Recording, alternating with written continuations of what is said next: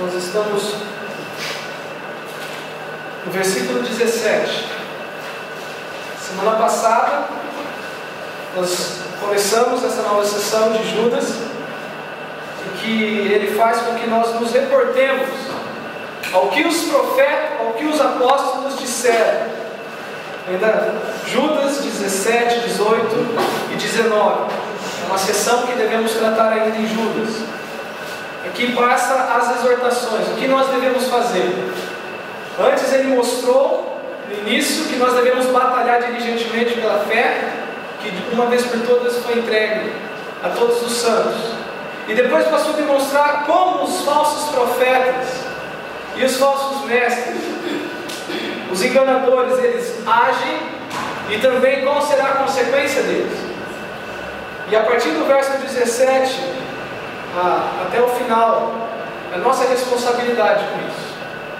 De que maneira nós podemos nos precaver dessas questões.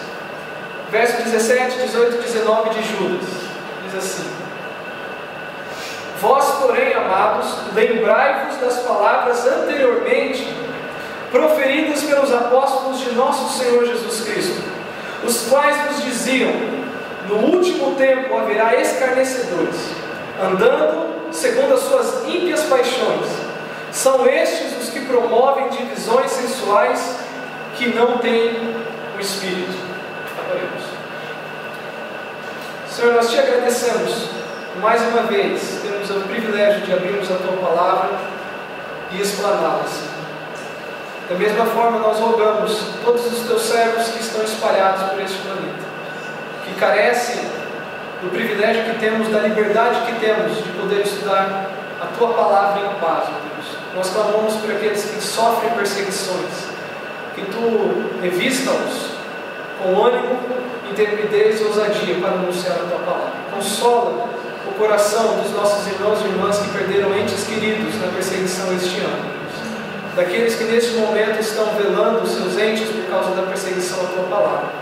Que a tua paz chegue a esses corações, mas que também aqueles que estão bravamente pregando a Cristo, quer em lugares públicos ou na tua casa, que haja poder em suas palavras, ó Deus, para trazer pecadores ao arrependimento e Cristo ser glorificado nesse dia, para honra e glória do teu nome.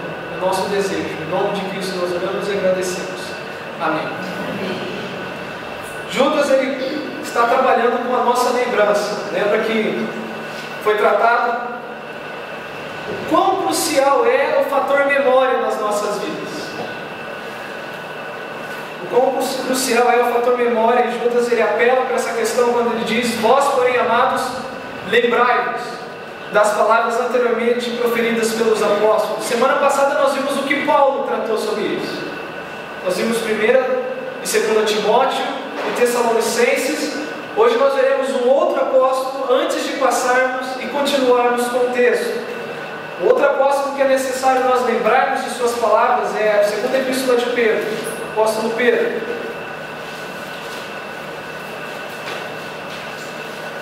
Segunda epístola de Pedro,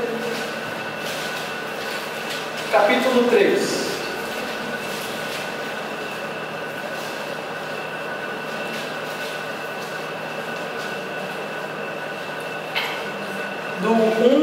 Capítulo 2, do 1 ao 3.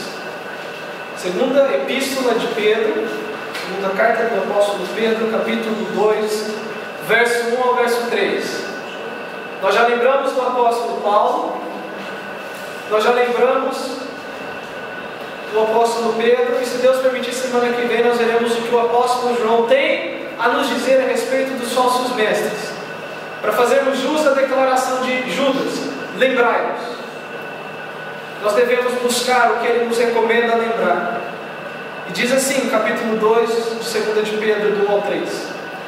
Assim como no meio do povo surgiram falsos profetas, assim também haverá entre vós falsos mestres, os quais introduzirão dissimuladamente heresias destruidoras, até ao ponto de renegarem o soberano Senhor que os resgatou, trazendo sobre si mesmos repentina destruição. E muitos seguirão as suas práticas libertinas, e por causa deles será infamado o caminho da verdade. Também, movidos por avareza, farão comércio de vós com palavras fictícias. Para eles, o juízo lavrado a longo tempo não tarda, e a sua destruição não dorme. E Pedro ele demonstra como será a condenação destes nos versículos seguintes, mas nós não haveremos de ler. O segundo apóstolo que nós atentaremos nessa noite é Pedro. Ele faz a seguinte declaração: assim como. E para quem tem acompanhado a leitura do Velho Testamento, já deu para perceber o estrago que quem não serve a Deus pode fazer no meio do povo que serve a Deus. Ainda que não se trate de profetas e nem de mestres, mas sabe quem incitou o povo a pedir carne no deserto? O texto diz que quando saiu o povo de Israel, saiu um populacho juntamente com ele, que eram os egípcios. E na hora que estavam na dificuldade, eles começaram a promulgar a reclamação e o povo de Israel abraçou. Temos outras questões, como foram lidas em Ezequiel capítulo 13, durante toda a liturgia, Deus falando de pessoas que estavam roubando a palavra dele e dizendo: olha, estou vindo em nome de Deus. E tem até simpatia, fala das profetisas e feiticeiras que passavam um tipo de faixa nas mãos e outras coisas mais. Não é tão diferente das águas, cartões, saquetéis, anéis e coisas que são vendidas hoje em lugares que se chamam igreja. Tudo isso já aconteceu no meio do povo de Israel. É necessário nós tomarmos os modelos para não errarmos no nosso presente, no nosso tempo. Pedro ele fala: assim como no meio do povo surgiram falsos profetas, falsos pregadores, assim também haverá entre vós falsos mestres. E prestem atenção nessa palavra, falso. Com Deus não tem meio termo. É impossível eu olhar para esse texto, olhar para o texto de Judas, olhar para alguém que tem como hábito pregar qualquer coisa que satisfaça o ego do homem, do que pregar aquilo que satisfaz a glória de Deus, que é Cristo, e tê-lo como alguém convertido. Porque o que é falso, é uma coisa assim simples de se deduzir. Alguém pode tirar algum valor de uma nota falsa quando ela é descoberta? Não, mas enquanto ela está circulando, enquanto não se descobre ela, as pessoas tiram o lucro. Mas quando isso é desmascarado, aquilo perde o valor. E da mesma forma, a expressão, a atitude de nós expormos estas pessoas que Judas já está expondo, Pedro já está expondo, em comparação com os nossos dias, é a maneira de nós eliminarmos qualquer valor destes ensinamentos